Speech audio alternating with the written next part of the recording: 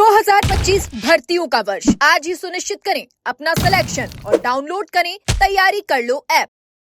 तो आपने कहा कि जैसे नॉर्मलाइजेशन के खिलाफ बड़ा आंदोलन आपको देखने को मिलेगा, उसके खिलाफ मजबूत लड़ाई भी लड़ेंगे। लेकिन अभी जो पशु परिचर का एग्जाम है वो भी कोर्ट में जा चुका है और ये भी नॉर्मलाइजेशन की ही लड़ाई है, तो इसमें क्या होने वाला है? देखिए सर, उसमें विज्ञप्ति में साफ लिखा हुआ था कि अगर एक से ज़्यादा परियों में एग्जाम होगा तो हम सामान्यकरण की प्रक्रिया अपनाएंगे।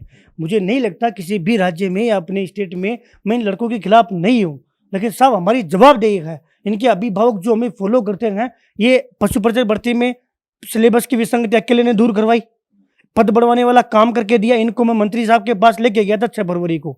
एक तरफ मेरे पास एलएसए वाले स्टूडेंट थे, एक तरफ ये वाले स्टूडेंट थे। मंत्री जी ने साफ मना कर दिया था कि हम पद नहीं बढ़ाएंगे, लेकिन इसका जोड़ भी हम ही लेके आए। हमने पद भी बढ़ाकर इनको सौगात दी। लेकिन साहब ये जो सामान्यकरण वाली प्रक्रिया है ना, ये तय है पहले से ही कि हम इस फॉर्मूले से करेंगे। अब उस फॉर्मूले में वेरिएशन इतना आ रहा है कि किसी के 25 नंबर बढ़ गए, किसी के 10 नंबर कम हो गए, ये गलत है।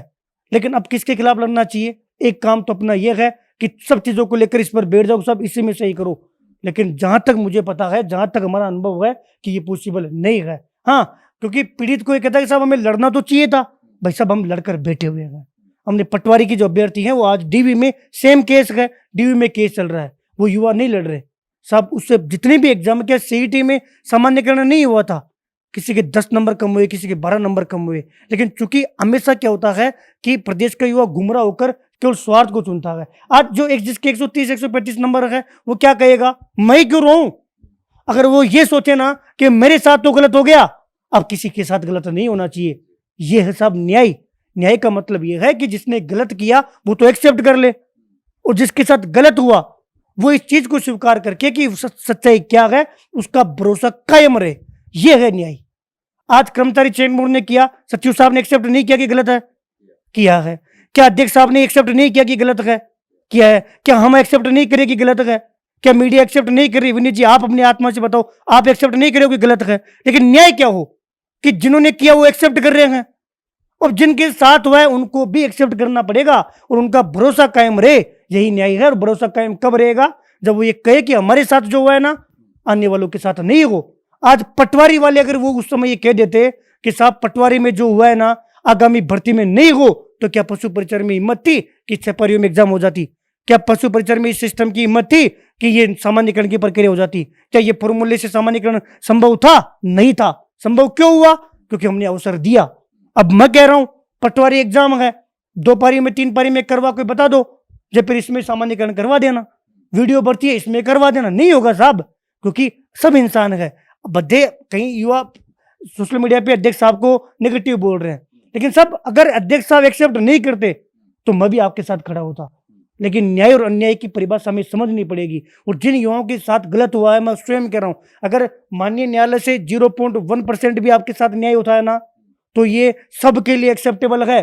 देखिए दुखी आदमी क्या करेगा, न्यायालय जाएगा, जाना चाहिए। मैं तो ये मानता हूं सबको अधिकार है, जिनको लग रहा है जाना चाहिए। लेकिन फिर मैं एक अपील करूंगा कि न्यायालय में ये तो है नहीं कि किसी व्यक्ति विशेष को लाठी चलानी है, किसी व्यक्ति विशेष को वहां जाके कुछ एनर्जी खत्म करनी है। तो जो युवा न्यायालय में चले गए, आपके जो भी अधिवक्ता है उन पर आप भरोसा रखें, उनसे 5-7 जने मिलकर तदात्मीकरण स्थापित करें। लेकिन इसकी आड़ में आगामी भर्तियों को नहीं खोए, क्योंकि भर्तियां कम है। आने वाला समय बहुत बुरा आने वाला है, और जो रोजगार की दृष्टि से और भी दुखद होने वाला है। तो उन युवाओं को एक तो मैं ये कहूं कि मेरे साथ साथ आप जेलों में चलो, मेरे साथ साथ आप रैलियां निकालो, मेरे साथ साथ आप कांग्रेस के नेताओं के पास। कई युवा कांग्रेस के पास जा रहे हैं। भाई साहब कांग्रेस के राज में नॉर्मलाइजेशन नहीं हुआ, कांग्रेस के राज में सामान्यकरण नहीं हुआ, काम कौन करेगा? काम कैसे होगा? इस पर काम करो। कोर्ट में गए हो तो कोर्ट पर भरोसा रखो।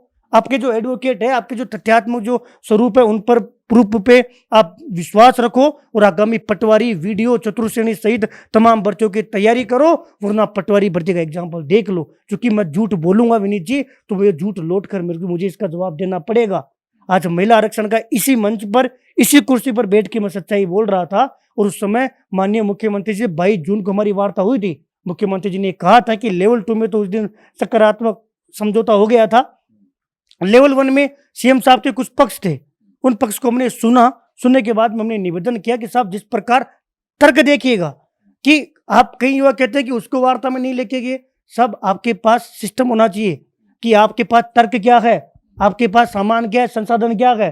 हमने उस समय कहा कि साहब हमारी सरकार, बीजेपी सरकार ने किसान सम्मान निधि 8,000 से बढ़ाकर 12,000 की।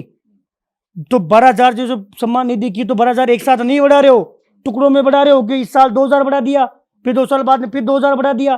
तो अगर आपने चुनाव के समय घोषणा पत्र में महिला आरक्षण 50% की बात कही थी, तो उसको भी तो टुकड़ों में कर दो।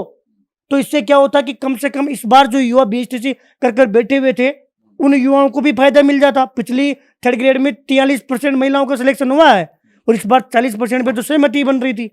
40% हो जाता तो पिछली बार से तो 3% कमी था। और इस बार जो नए बीएसटीसी करते, वो पहले से दिमाग में उनके इस चीज स्थापित हो जाती है कि महिला आरक्षण लागू हो गया, तो उसके हिसाब से अनुरूप ही नए जो लड़के वो बीएसटीसी करते। लेकिन उनका गुमराह कर दिया गया, उन लोगों को गुमराह कर दिया। उसका नुकसान किसको हुआ? उन युवाओं को। मैंने लास्ट दिवाली तक उन लोगों का साथ दिया गया। दिवाली में भी मैंने उन लोगों के लिए जयपुर से दौसा की रैली का उनका आयोजन करवाने के लिए तमाम स्थानों पर मैं जाकर संपर्क किया। 200-300 लोगों की लिस्ट बनाई, 10-15 लोग आए। उसका रीजन था कि मार्केट के जो लोग राजनीति, देखिए राजनीति करने का, पंचायती राज चुनाव आ रहे हैं लड़ो, जिला परिषद चुनाव आ रहे हैं लड़ो, नगरीय चुनाव आ रहे हैं लड़ो, सरपंचों के चुनाव आ रहे हैं लड़ो, अपनी विधानसभा में एमएलए का चुनाव लड़ो, लेकिन उन लोगों को मत मारो जो लोग पहले से मरे हुए हो। आप कभी भी ये चीज नहीं कहोगे। मैं ये मानता हूं कि जिस दिन मैं कहूं तो मैं आपसे भी उम्मीद रखूंगा आप मेरे से सवाल करें और मेरी चीज को दिखाए कि आपने इस जगह गलत किया। इसलिए मैं इन पशु परिचर के जो लड़के जिनके 135-130 नंबर थे और सामान्यकरण की वजह से कम नंबर आ गए, उनसे मैं अपील कर रहा हूं कि आप माननीय न्यायालय में मजबूती से लड़िए। आपको लग रहा है आप सीनियर एडवोकेट के जरिए, तथ्यात्मक जरिए आप पूरा दम लगाकर इस केस को लड़िए, लेकिन आप इस उम्मीद में मत रहना कि यहाँ से 101% न्याय मिलेगा। इसकी आड़ में आगामी भर्तियों को मत खोना, वरना समय निकल गया साहब तो बहुत बड़ी बड़ी चोट देता है। समय जब आंसू देता है तो पूछने के लिए कोई नहीं आता। इसलिए समय के साथ खुद को मजबूत करके आगे बढ़े और अपनी न्यायालय में जो लड़ाई है उसके लिए मेरी तरफ से आपको अग्रिम शुभकामनाएं देता हूं कि आपके साथ न्यायालय में अगर न्याय मिल सके तो आपको जरूर न्याय मिले। तो अब देखना होगा कि चतुर्थ श्रेणी कर्मचारी में 24 लाख से ज्यादा अभ्यर्थियों ने आवेदन किया है, लेकिन दूसरी ओर पशु परिचर का जो रिजल्ट जारी हुआ था और उसमें नॉर्मलाइजेशन की वजह से जिनके साथ न्याय हुआ है वो भी अभ्यर्थी अब कोर्ट का दरवाजा खटखटा रहे हैं, कोर्ट पहुंच गए हैं। लेकिन अब देखना होगा कि आने वाली भर्तियों में नॉर्मलाइजेशन होता है या नहीं होता। हालांकि हनुमान किसान ने यह बड़ा ऐलान किया है कि आने वाली भर्तियों में आने वाली जो भी परीक्षाएं हो रही है उसमें नॉर्मलाइजेशन नहीं होने देंगे और इसको लेकर बड़ा आंदोलन भी देखने को मिल सकता है। लेकिन देखना होगा कि आगे इसमें क्या होता है। फिलहाल के लिए इतना ही, जल्द मिलते हैं एक नई जानकारी के साथ। तब तक के लिए नमस्कार।